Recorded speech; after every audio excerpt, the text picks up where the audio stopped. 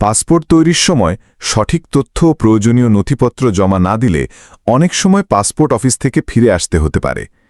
প্রদান: নাম, জন্ম তারিখ বা পিতামাতার নামের বানানে ভুল, ঠিকানার সাথে জাতীয় পরিচয়পত্র বা অন্যান্য নথির ঠিকানা মিল না থাকা, শিক্ষাগত যোগ্যতা বা পেশার ভুল তথ্য প্রদান। প্রয়োজনীয় নথির অভাব: বৈধ জাতীয় পরিচয়পত্র এনআইডি বা জন্ম নিবন্ধন সনদের ফটোকপি সহ মূল কপি অবশ্যই সঙ্গে রাখতে হবে। বর্তমান ঠিকানার প্রমাণপত্র হিসাবে বিদ্যুৎ, পানি বা গ্যাস বিলের যে কোনো একটির ফটোকপি সহ মূল কপি সঙ্গে রাখা আবশ্যক। পাসপোর্ট নিবন্ধন ফর্মে বৈবাহিক অবস্থা যদি বিবাহিত ম্যারিড হয় তাহলে অবশ্যই বিবাহ সনদের ফটোকপি সঙ্গে রাখতে হবে। তথ্য যাচাইকারী কর্মকর্তা এটির কপি দেখতে চাইতে পারেন। পাসপোর্ট নিবন্ধন ফর্মে যদি নির্দিষ্ট পেশা বা শিক্ষার্থী উল্লেখ থাকে তাহলে অবশ্যই ছবিযুক্ত পরিচয়পত্র আইডেন্টি কার্ড সঙ্গে রাখতে হবে। পাসপোর্ট ফি প্রদানের সমস্যা: ফি সঠিকভাবে পরিশোধ না করা বা জমার রসিদ না থাকা, পুরাতন পাসপোর্টে সঠিক তথ্য না দেওয়া, পুনর্নবীকরণ, পুরাতন পাসপোর্ট জমা না দেওয়া বা সঠিক নম্বর প্রদান না করা।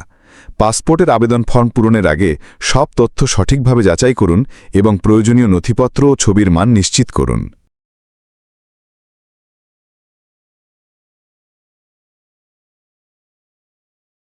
এবার ১৩ মার্চ বিচারপতি ফাহমিদা কাদের ও বিচারপতি মুবিনা আসাফের সমন্বয়ে গঠিত হাইকোর্ট বেঞ্চ মাইকেল চাকমার করা এক রিটের প্রাথমিক শুনানি শেষে রুলসহ এই আদেশ দেন। পাসপোর্ট পেতে নির্দেশনা চেয়ে গত সপ্তাহে ওই রিট করেন মাইকেল চাকমা। আদালতে রিট আবেদনকারীর পক্ষে আইনজীবী আবদুল্লাহ আল নোমান, আবদুল্লাহ মাহমুদ হাসান ও মনিরা হক শুনানিতে ছিলেন। রাষ্ট্রপক্ষে ছিলেন ডেপুটি অ্যাটর্নি জেনারেল মাহফুজ বিন ইউসুফ ও সহকারী অ্যাটর্নি জেনারেল ইকরামুল কবির। পরে আইনজীবী আবদুল্লাহ আল নোমান বলেন, নিয়ম অনুসারে পাসপোর্টের জন্য আবেদন করেন মাইকেল চাকমা। এজন্য ফিঙ্গারপ্রিন্ট দেওয়ার তারিখ ছিল ২৬ জানুয়ারি। নির্ধারিত দিনে ফিঙ্গারপ্রিন্ট দিতে গেলে তাকে ফিরিয়ে দেওয়া হয়। এ অবস্থায় তিনি রিট করেন।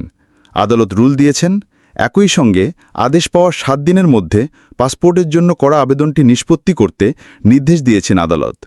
যুক্তিযুক্ত কারণ ছাড়া পাসপোর্ট ইস্যু করার ক্ষেত্রে ফিঙ্গারপ্রিন্ট না নিয়ে মৌখিকভাবে রিট আবেদনকারীকে ফিরিয়ে দেওয়া কেন আইনগত কর্তৃত্ব বহির্ভূত হবে না, রুলে তা জানতে চাওয়া হয়েছে বলে জানান মাইকেল চাকমার এই আইনজীবী।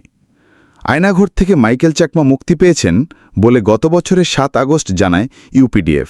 এর আগে বিগত সরকারের আমলে ২০১৯ সালের ৯ এপ্রিল নিখোঁজ হয়েছিলেন মাইকেল চাকমা। গুমের এই অভিযোগ নিয়ে আন্তর্জাতিক অপরাধ ট্রাইব্যুনালের চিফ প্রসিকিউটর কার্যালয়ে গত ডিসেম্বরে অভিযোগ দিয়েছেন তিনি।